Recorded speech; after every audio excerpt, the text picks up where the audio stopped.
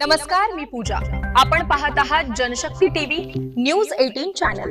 तर चला पाहूया आजच्या ठळक घडामोडी.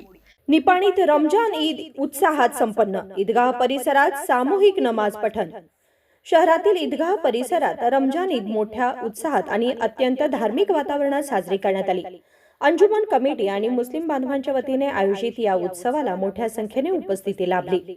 सकाळी नेमके 9 वाजता ईदगाह मैदानावर सामूहिक नमाज अदा करण्यात आली.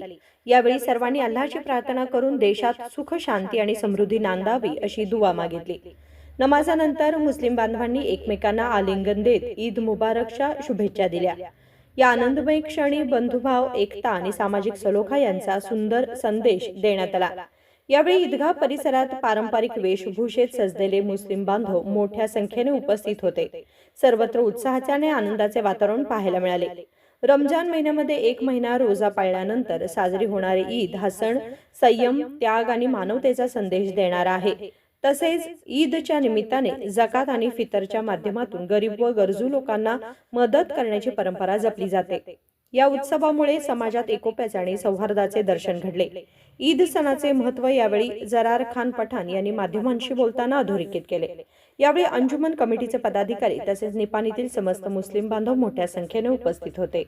चालू घडामोडीच्या अपडेट जाणून घेण्यासाठी आपल्या जनशक्ती न्यूज 18 चॅनलला सबस्क्राईब जरूर करा, लाईक करा, कमेंट करा, शेअर करा, बेल आयकॉन प्रेस करा आणि नोटिफिकेशन मिळवा.